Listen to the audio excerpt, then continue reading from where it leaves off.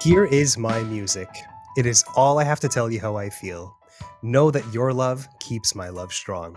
Stevie Wonder. You're listening to AMI Audiobook Review on AMI Audio. I'm Jacob Shymanski. When Stevie Wonder released his album Talking Book in 1972, in the original pressing, it included actual embossed braille with the quote that I just read. Since it was only embossed in braille and didn't include an actual print version of the message, I like to think that it was just for us blind people. Here is my music. It is all I have to tell you how I feel. Know that your love keeps my love strong. Oh, we'll keep your love strong, Stevie. AMI's Ramya Amuthan is with me. Rams, today we're reviewing The Wonder of Stevie, which is an Audible original by Stevie Wonder superfan Wesley Morris. What did you know about Stevie Wonder going into this? First of all, you trolled me hard when you told me the quote that I thought you were going to pick for the start of the show. And I was like, oh man, what a quote. Anyways, I'm so glad you picked this one. Thank you. What did I know about Stevie before going into this? Was that your question? I was completely sidetracked. Yeah, I want to know because when we talk about biopics, it's sometimes they kind of end up being worship-y, right? Like they're made for fans. And Yes, so this one was definitely an example of that. Yeah, and so depending on what you knew of Stevie Wonder, even if you liked his music, is going to change the way you approach this. So I'm wondering where you stood on it. Well, he was huge. He was huge globally and musically, and I knew all the hits by Stevie Wonder, and I've gone to concerts, like with Stevie Wonder's songs, like these candlelight concerts and things that are run. And I'm a fan of him just because he's blind and I'm blind, and every blind person should know about every other famous blind person, right? Yeah. Exactly, and he's so good. But honestly, I can barely call myself a fan. After listening to this pod/production, I was like blown away by the fandom that people express, like Wesley, obviously, and then everybody else he got onto this. And now I'm thinking, there's a whole world of people who just like are diehard Stevie fans. Now, I'm flipping the question back to you because I thought you were on the top list for number one fans of Stevie Wonder as well. Is that still true? Okay, so I love Stevie Wonder's music, and I also think a lot of it is not very listenable and didn't age very well. It's a bit all over the place in my opinion, but I have mad respect for his musicianship, and there's no doubt in my mind that he's a musical genius. And like you mentioned, blind guy, very popular blind guy, then I need to be a fan of him because he's also he's a philosopher, man. The way he writes his lyrics, the way he talks in the interviews in this Audible Original Production. Anyways, we also have regular contributor to AMI Audiobook Review, Sara Hillis, with us. Sara, let's throw the question to you. What was your standing with Mr. Wonder as you went into this? I had a kind of funny relationship with Stevie Wonder. Like, I'm a musician and I happen to play the piano and all the rest of it. And basically, I'm also totally blind. I actually have the same eye condition as Stevie, whatever that means. Wow. But everybody's like, "Oh wow, you could be like Stevie Wonder or any number of other like blind musicians there are." No pressure. Like, I'm like not Stevie Wonder. I don't play 700 instruments. People say that I do, but I don't. And and I don't have this like amazing ability to take an idea and put it almost in whole cloth in his head and then bring it out into sound. Like, that's amazing what he does. And so I knew these albums that this thing talks about, we'll talk about in a second. I haven't really listened to the albums, I must admit, before then. I meant to do it before now, and I honestly didn't, sad to say. But they do really still stand the test of time. I'm gonna argue with you there, Jacob, that it didn't age well because I mean, without him, I don't think we would have house music and other things that are happening, right? Like, yeah, that kind of all the experimentation. His music from a sonic perspective still sounds incredible to this day. I think the one aspect in which I think sounds a little dated, but not for a bad reason, is that he sings about love so earnestly in the way that you'd never see nowadays. It's that sickly sweet way of that, like the 60s and You're too 70s young. spoke You're about too love, young. and you just That's not- never Hold you up a never see second. nowadays. Yeah, Come what on. kind of? That's what you meant by it didn't age well. I think people today need to remember what love songs are supposed to sound like Feel and the go back love, to Stevie. man. Yeah. Come on, yeah. Stevie Wonder has a song called "Love's in Need of Love Today." How cheesy is that? Although I love You're a that song. It's a boy. great ballad. 1,000% true. Yeah. Okay. Okay, all guys, right. we're supposed to be reviewing this Audible original. Sarah, can you give us maybe like a bit of a primer for if people are Yeah. interested in picking up this Audible original? Yeah. This is not the official synopsis. But this is my précis. So this is an Audible original. I guess that means it's free for people that are already members of Audible. Yep. I'm not quite sure if it's free for Yep. everybody. And it's structured as a podcast, so it's episodic. And it deals with 5 of Stevie's really influential albums from 1971 to 1972 to 1976. Sorry. And they are, let me get this right. Music of My Mind, Talking Book, Inner Visions, Fulfillingness's First Finale, and Songs in the Key of Life, which I am sorry, that's the one album I do know at least some songs from, and yeah, man. So, Right.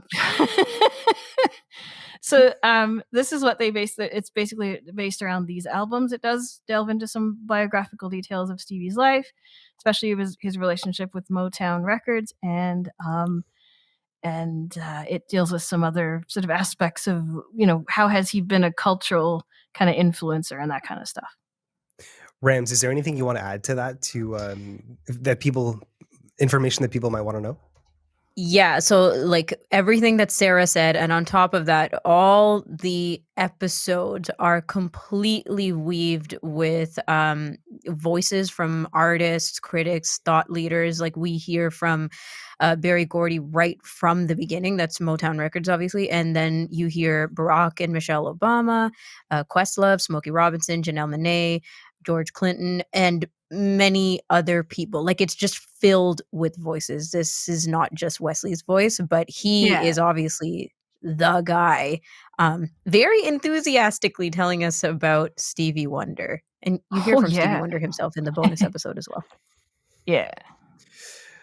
Yeah, it's interesting because it is on Audible, but it's not necessarily an audiobook. It's more like a big podcast series, a limited podcast series. It's split up in multiple episodes, each being representative of one of those 5 albums that Sarah mentioned, plus a bonus episode, which is a 3-way interview between Stevie Wonder, Barack Obama, and Wesley Morris, which we should mention Wesley Morris because he's the writer and host of this thing. And it's Wesley Morris, Wesley Morris. Wesley. Yes. It's Wesley Morris. It definitely shows I'm using a screenreader, right? Yeah, I'm calling it Wesley.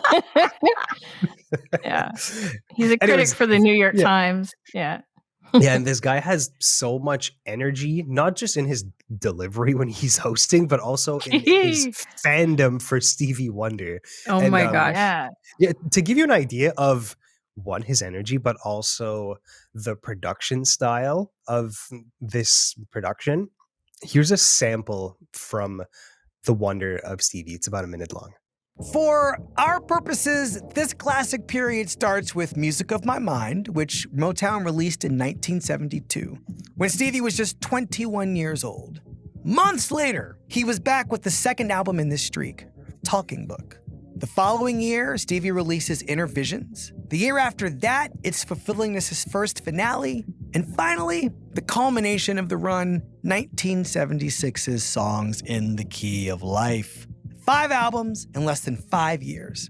And it's worth looking back at the musical scope and big-heartedness developed in such a short, fraught period of time because it hasn't been matched by any other artist. We're talking about Stevie Wonder's music today because it's our history, yes, but also because it's important to our present too. There's so much in this music Stevie made over 50 years ago. Still, so much that is still moving us, delighting us, surprising and inspiring us. He's left a legacy that still impacts tons tons of people. Well, You'll clearly he doesn't notice, think it hasn't aged well. Yeah, I feel like we're gonna get a lot of flack for that.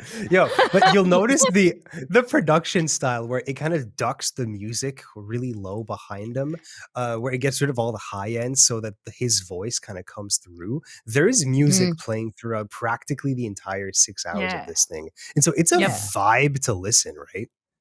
It's really It cool. is. I love it. Yeah.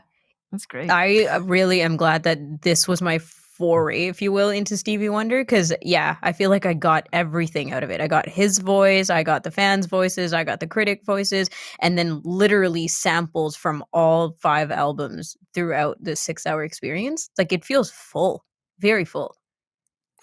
It's pretty speedy too in terms of how it's edited. Like they don't linger on things for too long. It's got a really good pace to it. All the 5 they've spent a relatively similar amounts of time on each album.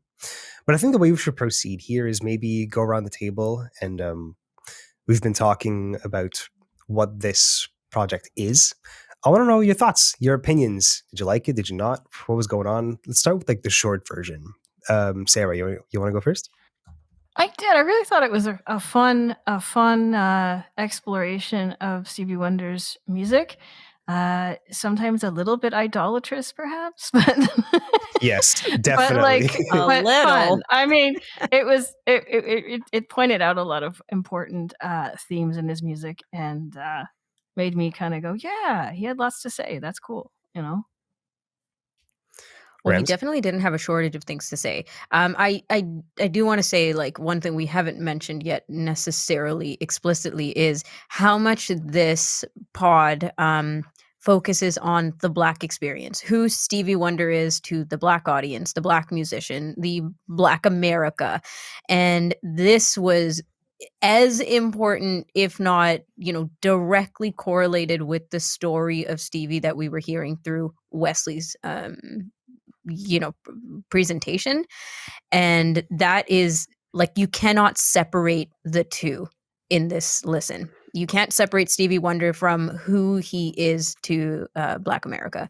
And that was true historically. It's true now. And I think that, like, so much of what we have to think or say or reflect on from this listen has a lot to do with that. That's why it feels deep. The way this I don't know what to call it, this production, this podcast series, the way it goes through not just album by album but song by song and explains the lyrics, the musicianship, the backstory as to why it got written. It makes it so that it's not necessary to write an entire biography of Stevie Wonder, like from since he was a kid until like later on in life, because it uses his music as a jumping off point to talk about Stevie, because what's central to Stevie is his music, and they use his music to tell his entire story. And the way it was structured by going through these 5 pivotal albums, it did a really good job at going through his story in the music industry and then breaking out into this contract that allowed him basically limitless freedom and still finding success through pop music that was hugely experimental and controversial for the time, considering the civil rights themes that he wasn't shy at all about sharing. Yeah. Now, both of you are artists as well. Wait, Sarah, I feel like you can say something. They just they did a really neat thing, focusing on the fact that most of these albums were recorded in Nixon timing, Richard Nixon timing, and so all of the not all of the civil rights, but a lot of the civil rights hopefulness was being leached out of everyone's souls because of the conservatism that was going on, and the Nixonian, stuff, right. Crooked dealings and all that, right? So that was a very important piece of the actual timing of it. Like, so you've got all these, they can go hopeful, they can go dark, they can go, let's fight for what we want kind of albums in this time when people probably felt like, what's the use of it? Like, what's the use of it with all this stuff, right? And there was a lot said around that in general. Like, even though I can't remember which album it is, though. My gosh, did I even pay attention to this pod? Anyways, whichever album it was that was released around the Nixon election, it was, even though there were love songs on that album, Wesley was like, but are the love songs just love songs, or were they meant to talk about this pain and darkness of Black America that was being, pushed to the side? Or are people even listening? Like, everybody's listening to Stevie, but are they listening with the keen ear of this being meant to be a deep experience for Black people, or this, like, we know who we are right now and we need the hope kind of thing around the civil rights stuff? But also, I wanted to ask, because Jacob, you mentioned it, like the story being told of Stevie Wonder through the analysis of his music, right? Do you think that Wesley did a fair job? Do you, like, because both of you are artists as well and musicians and have, created things of your own, but is it particularly, like, when people say, I interpret your art this way and this is how it sits with me, but then doing it in this huge scale that Wesley did with Stevie Wonder's music, do you feel like he's done it justice?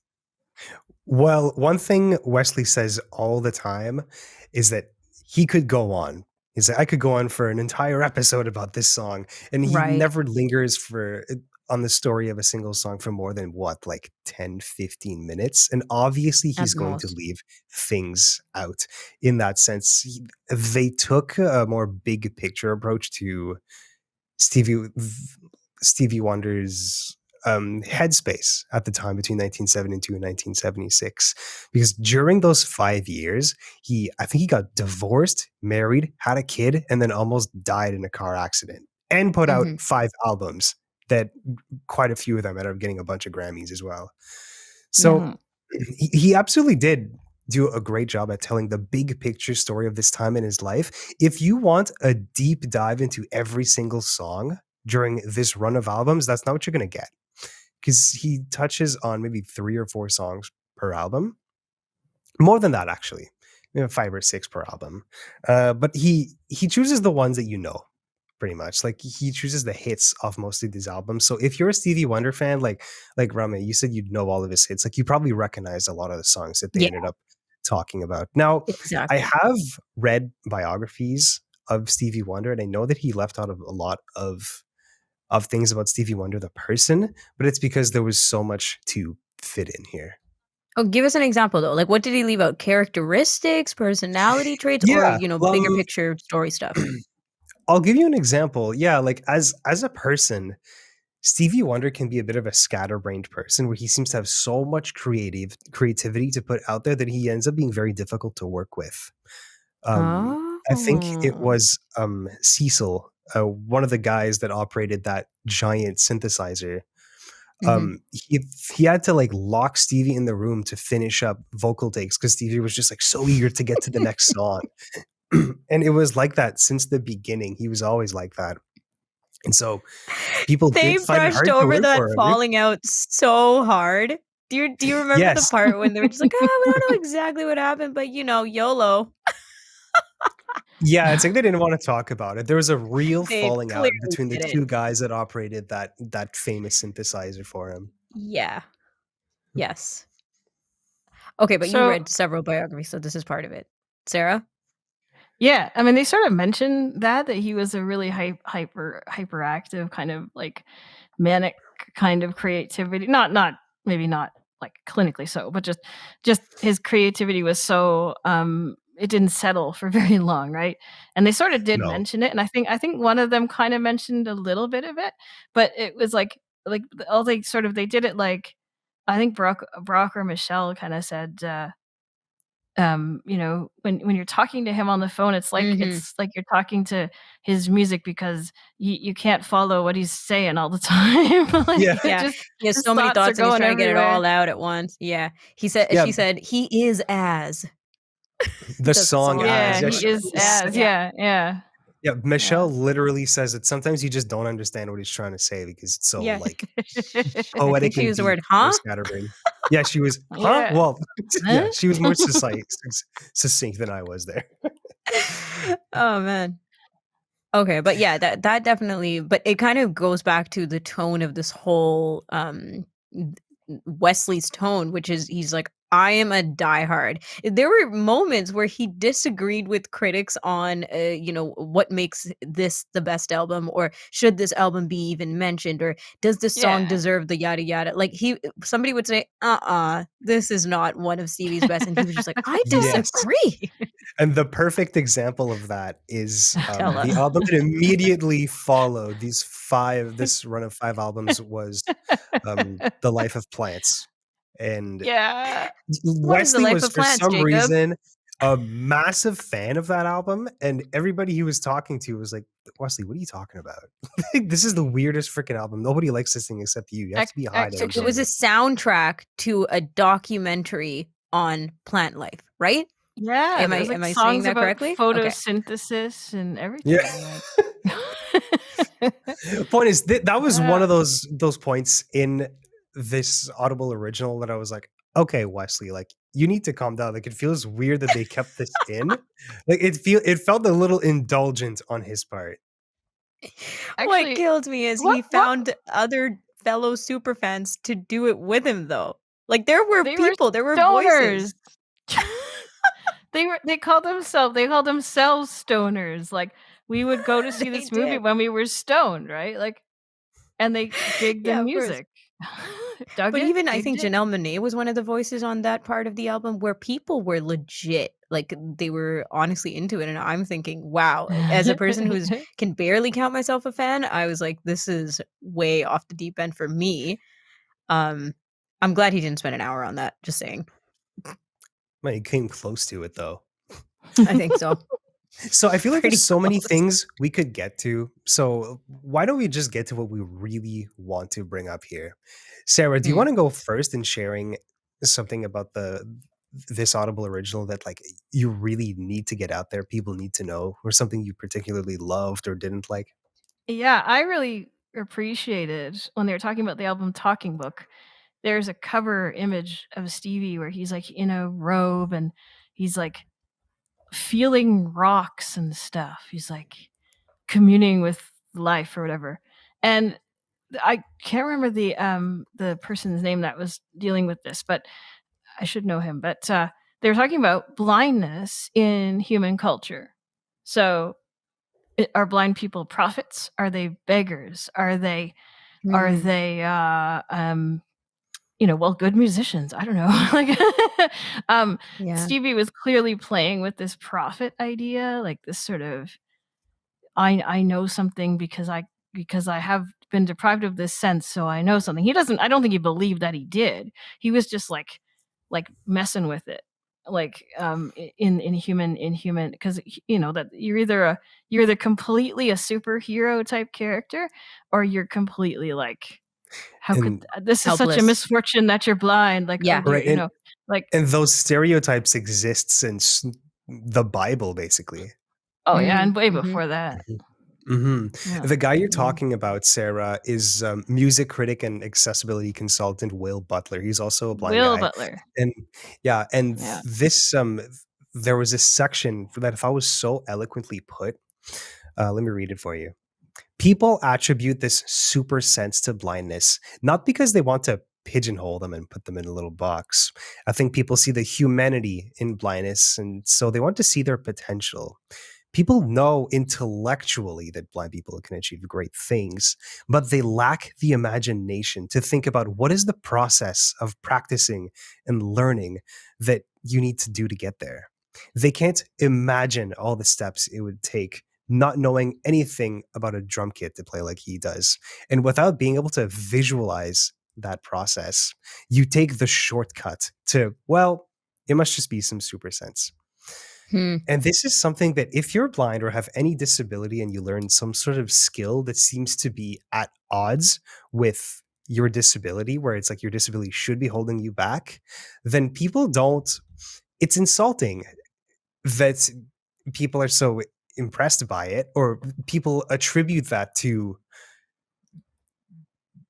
it's hard to put into words. Like, they assume that you're some sort of god, or you have like god-given powers, because they don't have the imagination to picture what it would be like to do it themselves, and therefore they disregard all the work and the skills that you learned over time to actually become good at that thing.